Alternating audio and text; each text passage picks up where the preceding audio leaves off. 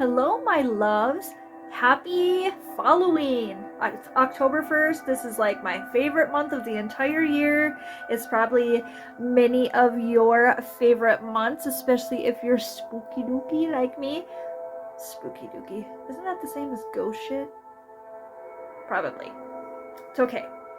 So, for the month of October, we are going to do spooky sessions. So like every episode that I do is going to have something to do with hauntings, ghosts, supernatural, witches, that type of shit, vampires, all that type of stuff. It's going to be great.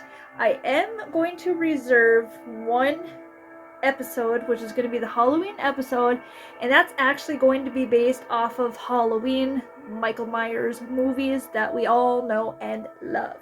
So, for today's episode, since it is our first spooky dooky episode of October, we are going to do the Winchester Mystery House, or the Winchester Mansion as most of you know it. So, the Winchester Mystery House is a mansion in San Jose, California that was once the personal residence of Sarah Winchester, the widow of firearms magnate William Wirt Winchester. The house became a tourist attraction 9 months after Winchester's death in 1922. The Victorian and Gothic-style mansion is renowned for its size and its architectural curiosities. This motherfucking place is like a maze. It's amazing. I need to go there. They schedule tours. Wouldn't it be amazing to go there? Do you think it'd be crazy if I brought Fredward and the Raven with me? You can tell he wants to go. He really does. He's excited. He's very excited about this stuff. Okay, let's get into it. It is sometimes claimed to be one of the most haunted places in the world, but there is no evidence to support this belief. Much of the lore regarding the Winchester house and its owner is fanciful, unverified, and often probably false. That's what they're trying to get us to believe. Sarah Winchester, always called Sally after her paternal grandmother, was born in 1839 in New Haven, Connecticut. She married William Wirt Winchester in 1862. In 1866, Winchester gave birth to a girl named Annie Pardee Winchester, diagnosed with marasmus. I probably didn't say that correct, but she did not thrive and only lived 1 month, which is very, very, very sad. Between the fall of 1880 and the spring of 1881, Winchester's mother, father-in-law, and husband died. She was left with a large inheritance from her husband. That is an awful lot of death in such a small time. Not sure what that was all about. Yikes. In 1884, her eldest sister, Mary Converse, died. Around this time, she began developing rheumatoid arthritis, and her doctor suggested that a warmer and drier climate might help improve her health. So in 1885, at the age of 46, Winchester moved to California from New Haven, Connecticut. According to Mary Jo Ignoffo in her book Captive of the Labyrinth, the Sarah L. Winchester Heiress to the Rifle Fortune, her doctor's recommendation, her happy memories of traveling to San Francisco with her husband in the 1870s, and advertising about the weather and the health benefits of California were possible factors in Winchester's decision to move. That was a fucking mouthful. Winchester invited her 3 remaining sisters to follow her to California, which they did. Which is really nice. They must have been really close. I like that. Back off a little bit. Jesus, Fredward. Isn't it cute? He's in his Ghostbusters outfit because he knows that this month is going to be all filled with ghosts, supernatural, witches, warlocks, vampires. It's going to be great. It's going to be so great.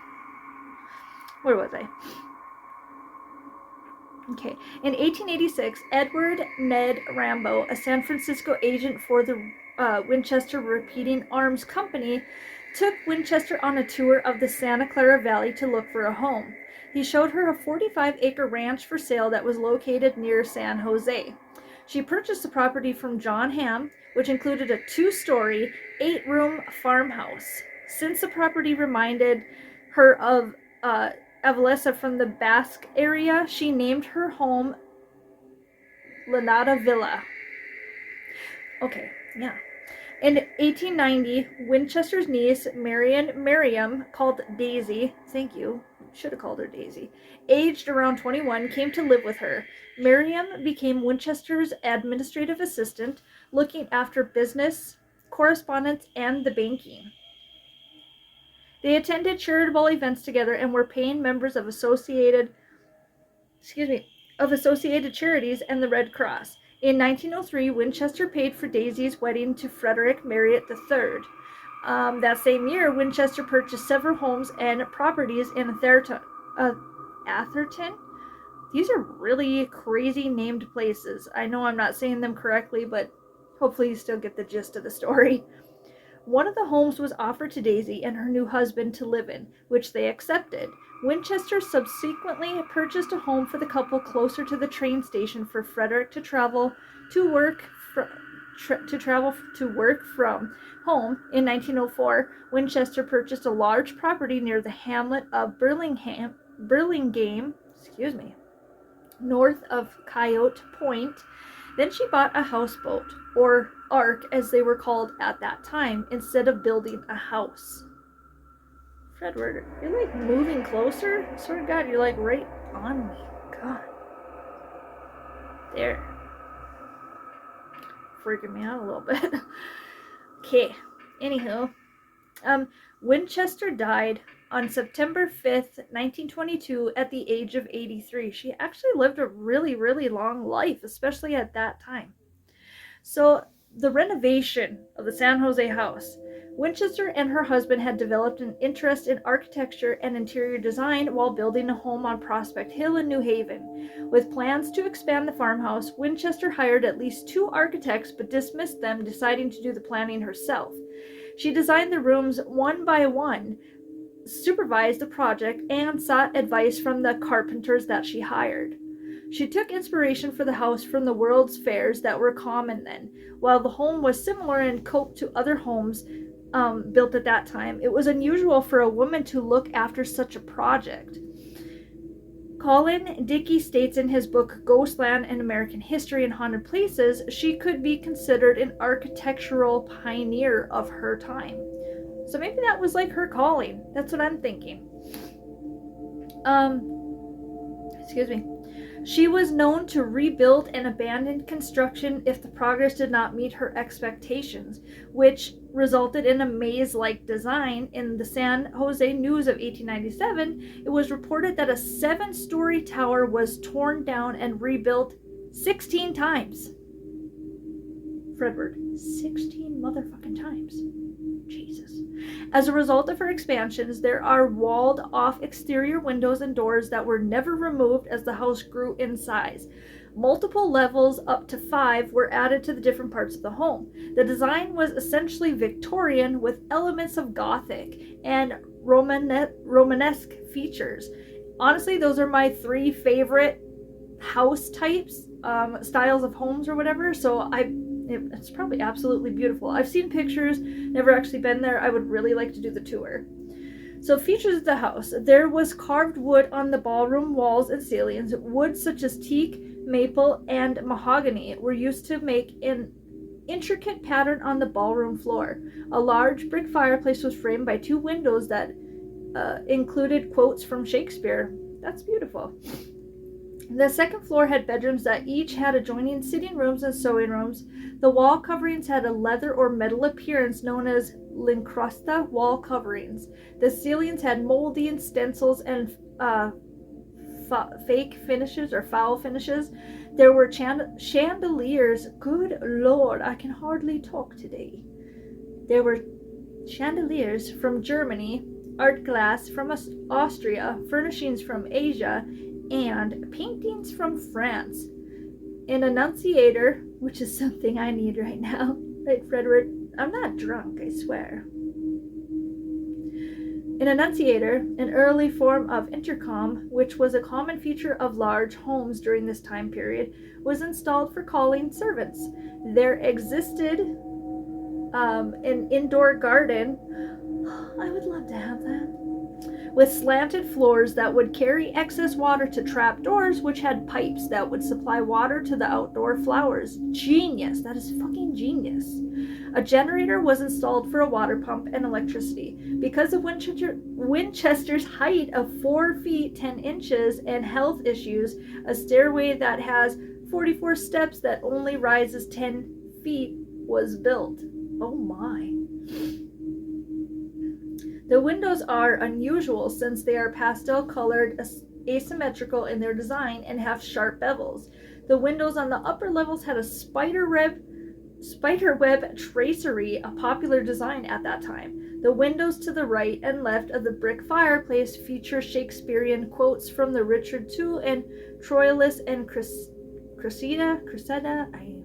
It has been claimed by tour guides and articles over the years that the windows were made by Tiffany & Company, despite the fact that the company rarely used beveled glass. That was probably something that she asked for specifically, maybe. So many just unbelievable designs in this mansion. Many of the art glass windows that were purchased were never installed and have been housed in a storage room. Winchester would take breaks from construction on a regular basis to rest, sometimes for months, since she's tired easily. It slowed construction considerably and is counter to the claims made in articles and by tour guides that she had the house under construction around the clock for 38 years until her death in 1922. Yeah. At its largest, the house had approximately 500 rooms. Yeah. You heard me right. 500 rooms in this motherfucking mansion that she designed herself that goes every which way. Oh, sorry, Fredward. It's unbelievable. As claimed by Bruce Spoon, a student of San Jose State College who decided to write his master's thesis about Winchester in 1951, the reasons for building her large home were to keep workers employed and to express her artistic vision. He reached this conclusion after interviewing people who remembered her and after reviewing newspaper and magazine articles. So, the never-ending construction, it was beginning around 1895. Winchester started appearing in newspapers. The articles in these local papers were filled with speculation about Winchester and the ongoing construction of her San Jose home, her lack of interaction with neighbors, and the known fact that her money came from the firearms industry fed into superstitious narrative despite large, ornate homes being commonly built by the wealthy. The newspapers declared that the reason that the construction was ongoing was that Winchester feared she would have bad luck if the construction would stop. This theory eventually grew into stories that she believed she would die if the construction would stop. Okay. So yeah. There is a strange story. A woman who thinks she'll die when her house is built. This was in the paper. 10 years ago, the handsome residence was apparently ready for occupancy, but improvements and additions are constantly being made for the reason it is said that the owner of the house believes that it is entirely completed. She will die. When it's entirely completed, she will die. This superstition has resulted in the construction of a maze of domes, turrets, cupolas, and towers covering territory enough for a motherfucking castle. It doesn't say the motherfucking part. I added that because I have to stress to you how crazy this was. That was in the San Jose Daily News, March 29th, 1895. In the Historic American Buildings, when it added the Winchester home to the National Register of Historic Places in 1981, they incorrectly stated that the construction lasted 38 years and reiterated that Winchester believed she must continue building or she would die. Also incorrectly listed the purchase date as 1884 when county records state the purchase was not until 1886. So it's just a 2-year difference, but still it's kind of a big deal when you're talking about things like this.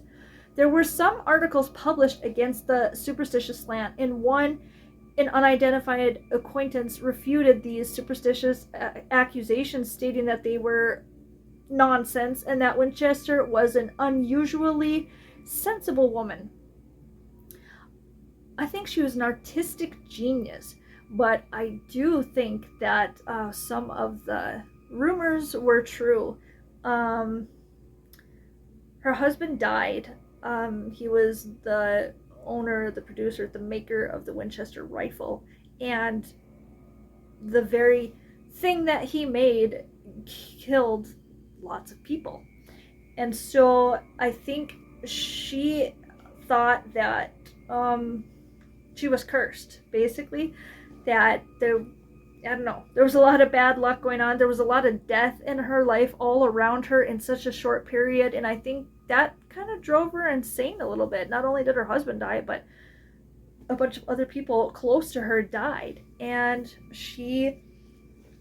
yeah, I think she believed that the spirits of the people that were killed by the Winchester rifles ghost would come and haunt her, and so she continued the construction, the renovation on her home continuously so that the ghost could not get to her. It was said that she even slept in different rooms every night, or every other night she would keep moving so that they couldn't get to her. So there's like stairs that lead up to the ceiling, and there's no room there.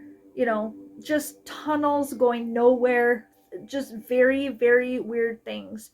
It would be great to schedule a tour. I think I would be super freaked out.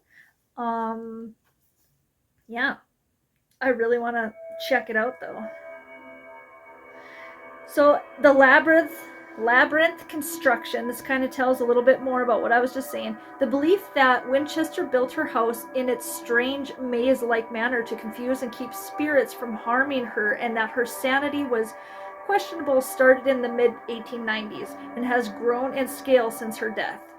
The doors and windows that open to nothing, the unusually shallow stairs, the stairs that end in a ceiling, interior barred windows and trapdoors in the floor are used to confirm Winchester's spirituality and poor state of mind. According to paranormal investigators Nickel and Ignafo, these house oddities have simple explanations. The barred windows were previously exterior windows that were blocked off as the house additions grew. The doors and windows that opened to nothing were a result of the 1906 earthquake and the severe damage that happened to that house. The small steps were built because of Winchester's declining health, which they did say earlier. The trap doors were built in a greenhouse room where excess water could run and be piped to an outdoor garden. After the damage from the earthquake, Winchester did not rebuild the house. So, we don't really know what the fuck happened. She probably did go insane from all the death in her life, and I do believe that she felt she was cursed because of her husband's invention that had killed people. She had a lot of gun guilt, is what they called it. According to Joe Nickel, he claimed that local residents heard ghostly music coming from the house, and apparently it's explained by the fact that Winchester herself often played the pump organ in the grand ballroom when she was unable to sleep. Parties for spirits. According to Joe Nichols, he claims that Winchester held parties for the spirits in her home that featured lavish dishes served on gold plates, kept in a safe, and they are fanciful and substantiated. Nickel wrote that after her death, when the safe was opened, no gold plates were found, only personal mementos and a lock of her baby's hair. As the turn of the 20th century, the most common belief that still persists regarding Winchester's house building was that she felt tremendous guilt resulting from all the deaths caused by Winchester rifles and from inheriting so much money from the arms company. Ignafo claims that it is unlikely Winchester had any guilt, since in the 1800s, the Winchester Repeating Arms Company was seen as a success, and weapons were viewed as a necessity for survival. That doesn't mean that she felt that way, just because things were that way at that time. I mean, clearly, this woman had her own thing going on. She was definitely not your societal norm or cookie cutter person. Now was she? No. She was amazing, I think. Superstitious and obsessive, Ignaffo and paranormal investigator Joe Nickel report that as Winchester aged, particularly after 1900, as her health issues grew worse, which included arthritis, missing teeth, and neuritis, she became more private and reclusive. This reluctance to appear in public or to socialize with her peers gave her a mysterious reputation. Um, which was feeding the gossip in the community and local newspaper, which fueled the rumor that she was superstitious. Winchester's companion of many years, Miss Henrietta Severs, states Winchester had no superstitious beliefs. Winchester's relatives, employees, and gardeners never made claims that she was superstitious, guilt-ridden, or crazed. All her employees were named as beneficiaries in her will. That may have been why they didn't want to speak ill of the dead, you know. Yeah. According to lore, architectural features such as 13 bedrooms, 13 bathrooms, and 13 windows in certain rooms are due to Winchester's apparent fascination with the number 13. It's my favorite number, too. However, according to carpenter James Perkins, these items and some more regular features, which have made the house a world-famed oddity, were built after Mrs. Winchester's death. So let's read this last section here for hauntings. Visitor and tour guides claim to have experienced cold spots, footsteps, cooking smells, odd sounds, whispering, doors and windows slamming, and feelings of being watched. Investigator Joe Nickel explains that they could be the rest of confirmation bias and suggestibility due to publicity and rumors that the house is the most haunted house in the United States, or even the world for that matter, and that over 1,000 ghosts reside in this home. I still want to tour it. The Cal reports one example where was a shadowy figure thought to be a ghost turned out to be a staff member at the house. According to Nickel, there is no evidence that the house is haunted and that alleged whispering sounds can be imagined due to the wind. It can be imagined or due to wind. So, additionally, it is common for large, rambling, and drafty old houses to have temperature variations, which is very true, and the house's settling and exterior temperature changes can explain the odd noises, the creaking, the cracking, the la-di-da-di-da. So, I guess nobody knows for sure, but you should check out the movie about the Winchester house. It was very, very well done. It's actually one of my favorite horror movies. I rather enjoyed it. You should check it out. So that was our story for tonight, was the Winchester Mansion. I didn't get into like a lot of it, but I wanted to lay the groundwork for the Winchester Mansion, and you can go and further investigate. I feel like Fredward is pulling my hair and it's freaking my shit. So, yeah. I'm about to show you some pictures here in just a little bit of the inside of the Winchester Mansion. It is just artistic but full of fuckery, and it's really awesome, and I think that we should tour it. I think, yeah, Fredward, we should go. We should tour it. I really want to. It's definitely on my bucket list. I think this lady was like super Sally, she was super eccentric and artistic, and she was all these things. She lived a full life, and even though they all say that no, she wasn't superstitious, no, she wasn't this, she wasn't that, I think she had a little bit of something going on. I mean, you would have to, because with that, you know, our artistic sense always comes from somewhere, you know what I'm saying? So, yeah. Something going on there. I wanted to announce again, actually I haven't announced this part, but I am doing a medical fundraiser. And if you find me on Facebook, it's under Amber Ray Keller or Amber Ray Aria, spelled Aria. It's my last name. And so I'm doing this medical fundraiser. I have to go to Mayo Clinic in Rochester, Minnesota, or Minneapolis, wherever, in January for an intense 2-week program for my medical conditions and stuff that I'm dealing with, a seizure disorder and nerve disorder and stuff like that. So I'm doing a fundraiser, but how I'm doing it is I am selling my horror merch, which is on my website, and I'll put it under the video here. If you go on my Facebook, find me on Facebook, you can find the post. It's right at the top there. And look through all the stuff, or you can just go directly to the website if you want. Look through all the stuff. There's a discount on all of the horror merch for the entire month of October, and there's free shipping on everything. So I'm really trying to get people to just like buy the shit out of my stuff right now. I mean, it's for a good cause. And I got a lot of great stuff. There's bookmark posters, pins. Those are lower price things that almost anybody can afford. There's hats, there's t-shirts, hoodies. There's even a koozie of a zombie girl, which is my face as a zombie, and is some of my digital art. So, but I'm trying to get people to buy it, not just because it would really help me out fundraising, so I can go on this 2-week trip to for medical, but just to like sport my stuff and support the content that I make and support the channel. That'd be really, really great.